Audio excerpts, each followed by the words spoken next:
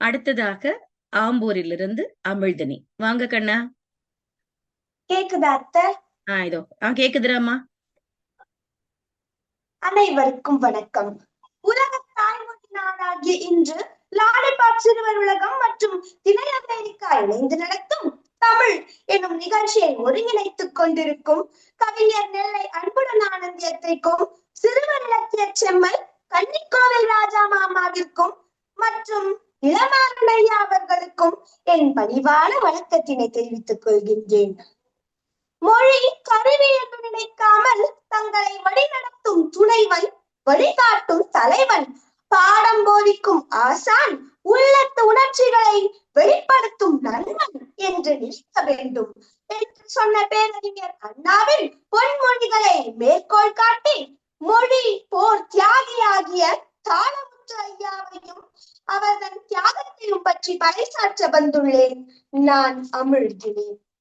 தமிழர்கள் உயிரிழப்பதாலே வெல்லும் தரம் உண்டு தமிழருக்கு இப்புவி மேலே.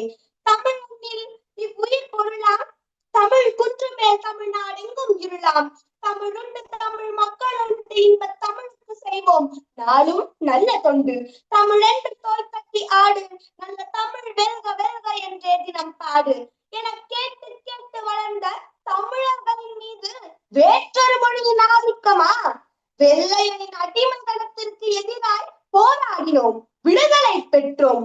பெற்ற விடுதலையை முழுமையாக கொண்டாடி தீர்க்குவதற்கு முன்னாடியே இப்படி ஆதிக்கவாதிகளின் மொழி திணிப்பிற்கு தமிழர்களின் மீது கல் தோன்றி மண் தோன்றா காலத்தே வாழோடு தோன்றிய மூத்த குடி நம் தமிழ் குடி. வந்தேரிகளுக்கும் வாடைக்கு வார்த்தைகளை பெற்ற வடக்கே ஆதிக்க எண்ணம் என்றால் உலகிற்கே அறத்தை சொல்லி தந்த தமிழகம் மொழி காக்கும் எண்ணம் ரத்தத்துடன் ஊறி இருக்காதா என்ன? மொழிக்காக போர் தொடுத்த ஒரே இனம் நம் தமிழினம் தான் என்பதில் எல்லளவும் ஐயமில்லை. உன்னை விடுதலை செய்தால் சொந்த ஊர் பார்த்து போய்விட வேண்டும் என்று ஒரு நீதிபதி தஞ்சை மாவட்டம் கும்பகோணத்தில் பிறந்த தாளமுத்து வேல்முருகன் என்ற இளைஞரை பார்த்து அவர் இந்திய எதிர்ப்பு போராட்டத்தில் கைதான போது கேட்டார். உயிர் மீது பயம் கொண்ட யாவரும் சரி என்று ஒத்துக்கொண்டு தப்பித்தோம் பிழைத்தோம் என்று ஓடிவிடுவார்கள். ஆனால் தாளமுத்து ஐயா அவர்களோ பொய்யுரைத்து வாழ்வதற்கு பதில், உயிர் பிச்சை பெற்று வாழ்வதற்கு பதில் சிறையிலேயே தன் இன்னுயிரை நீத்துள்ளார். முதல் இந்திய எதிர்ப்பு போராட்டத்தில் நடராஜனுக்கு முன்பே சிறைக்கு சென்று நடராஜனின் மரணத்திற்கு பின்பு உயிர் நீத்தவர் தான் நம் தாளமுத்து. அவரின் உடல் நடராஜன் அடக்கம் செய்யப்பட்ட மூலகொத்தம்மாள் இடுகாட்டிலேயே புதைக்கப்பட்டது. தாளமுத்து இறந்த 4 மாதங்களிலேயே அவருடைய மனைவி குருவம்மாள் கருப்பு கொடி பிடித்து இந்திய எதிர்ப்பு போராட்டத்திற்காக வந்தார். அவரும் சிறை சென்றார். எங்கள் வாழ்வும் எங்கள் வளமும் மங்காத தமிழ் என்று சங்கே முழங்கு. எங்கள் தமிழர் எங்கோ மறைந்தார், இங்குள்ள தமிழர்கள் ஒன்றாதல் கண்டேன். பொங்கு தமிழருக்கு இன்னல் விளைந்தால் சங்காரம் மீளும் என்று சங்கே முழங்கு என புரட்சி கவியின் வரிகளுக்கு உயிர் கொடுத்தவர்கள் தான் நம் தாளமுத்து மற்றும் நடராஜன் அவர்கள். தாளமுத்து மற்றும் நடராஜன் இருவரின் நிறைவிடத்திற்கும் தந்தை பெரியார் அடிக்கல் நாட்டினார். அறிஞர் அண்ணாவோ மொழிக்காக 2 மணிகளை இழந்தோம், தமிழர் ஆட்சியிலும் தாளமுத்து நடராஜன் இருவரின் சிலையை வைப்போம் என்று அவர்கள் தம் அஞ்சலி கூட்டத்தில் முழங்கினர். நாடு விடுதலை பெற்றது, அவர்தம் வார்த்தையும் மெய்ப்பித்தது. இன்று உலகம் முழுவதும் தமிழர்கள் ஆளுகின்ற நிலையில் ஆதிக்கம் செலுத்திக் கொண்டிருக்கின்றார்கள் என்றால் அதற்கு முதலும் முத்தாயுமாக இருப்பவர்களே இந்த தாளமுத்தும் நடராஜனும் தான் என்று கூறி, கனியிட ஏறிய சுவையும் முற்றல் கலையிட ஏறிய சாரும் பனிமலர் காற்று பாலிட ஏறிய சுவையும் நன்னி பசு பொழிந்திடும் பாலும் தென்னை நல்கிய குளிரிட நீரும் இனியன என்பேன் எனினும் தமிழை என்னுயிர் என்பேன் கண்டீர். தமிழை என் உயிர் என்பேன் கண்டீர். என்று கூறி நல்ல வாய்ப்பிற்கு நன்றி பாராட்டி விடைபெறுகின்றேன். நன்றி, வணக்கம். அருமைடா தங்கம், அருமைடா. இன்றைக்கு தாளமுத்து ஐயா அவர்கள் மற்றும் நடராஜன் அவர்களை பற்றி மிகச் சிறப்பாக சொன்னீங்க. அதாவது உயிர் பிச்சை போட்டு ஓடி போயிருன்னு சொன்னா மத்தவங்களா இருந்தா தப்பிச்சோம் பிழைச்சோன்னு ஓடி போயிருப்பாங்க. மொழிக்காக இன்னுயிர் நீத்த தாளமுத்து அவர்களை பற்றி மிகச் சிறப்பாக, அவருக்கு பின்னால் அவர்களுடைய மனைவி அவர்களும் இந்திய எதிர்ப்பு போராட்டத்திற்காக கொடிபிடித்து களம் கண்டார்கள். இது எல்லாமே நிறைய பேருக்கு தெரியாது. சின்ன பிள்ளைங்க, நீங்க தெரிஞ்சுக்கிட்டது எங்களுக்கு ரொம்ப ரொம்ப மகிழ்ச்சிடா. மிக்க மகிழ்ச்சி. மிகச் சிறப்பான பேச்சு. வாழ்த்துக்கள் தங்கமே. நன்றி. நன்றி அத்தை. நன்றிடா மகனா. அடுத்ததாக களம் காண்கிறார் ரோஷினி அப்பந்தாங்கலிலிருந்து. வாங்கம்மா. அனைவருக்கும் வணக்கம். என் பெயர் ஜி ரோஷினி.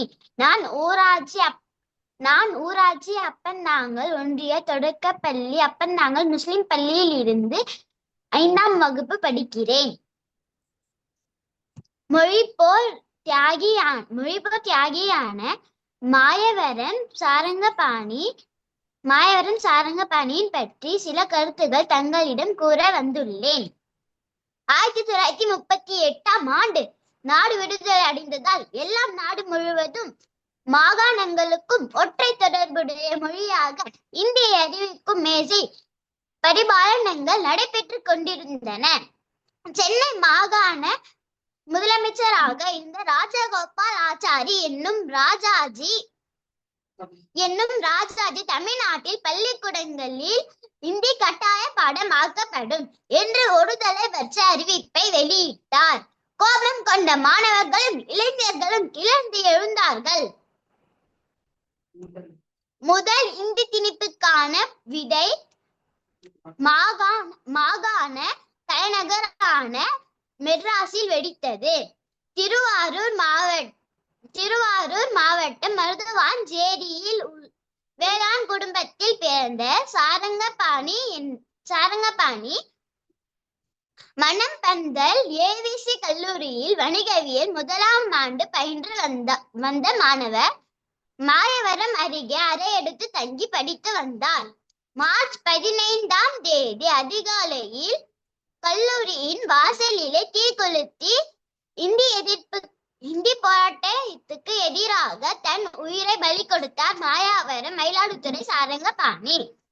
உடல் கருகிய நிலையில் தஞ்சை அரசு மருத்துவமனையில் அனுமதிக்கப்பட்ட அந்த இளைஞரின் உயிர் பிரியும் வரை தமிழ் வாழ்க என சொல்லிக் கொண்டே இருந்திருக்கிறார். நீங்களும் சொல்லுங்கள் என்று மருத்துவ செவிலியர்களையும் தமிழ் வாழ்க என சொல்லி அவர்கள் சொல்வதை கேட்ட நிலையிலேயே அவருடைய உயிர் பிரிந்தது.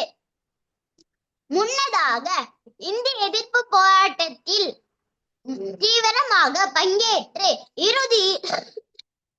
இறுதியில் உயிர் தியாகம் செய்த அவருக்கு அவருடைய கல்லூரியில் நுழைவாயிலில் நினைவுத்தூண் அமைக்கப்பட்டுள்ளது.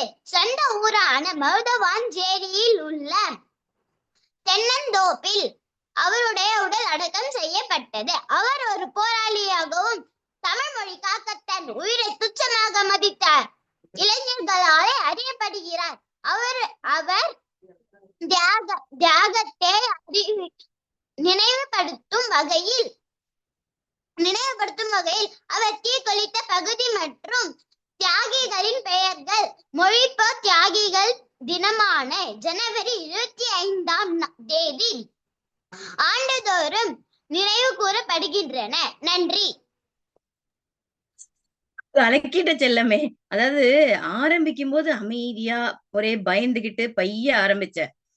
அவரு மொழிப்போர் தியாகி சாரங்கபாணின்னு சொன்னதும் உடம்புல ஒரு வீரம் வந்துச்சு பாரு. அதுக்கப்புறம் அப்படியே பயங்கரமா ரொம்ப நல்லா பேசுனடா. எனக்கு ரொம்ப பெருமையா இருந்தது. அதாவது மொழிக்காக நம்ம அந்த செவிலியர்கள்ட எல்லார்கிட்டையும் சொல்லி நம்ம மொழிக்காக உயிர் நீப்போங்கிற அளவுக்கு அந்த கோஷம் சொன்னாங்கன்னு சொன்ன பத்தியா. அப்ப நீ உன்னோட குரல் எல்லாம் அப்படியே உயர்ந்து அப்படியே உன்னுடைய அந்த என்ன சொல்றது, அங்க ஒரு சாரங்கபாணி ஐயா உனக்குள்ள வந்துட்டாரோங்கிற அளவுக்கு நல்லா இருந்தது. அவ்வளவு சிறப்பாக நீ பேசின. என்னுடைய அன்பும் வாழ்த்தும். கலக்கிட்ட தங்கம். வாழ்த்துக்கள்.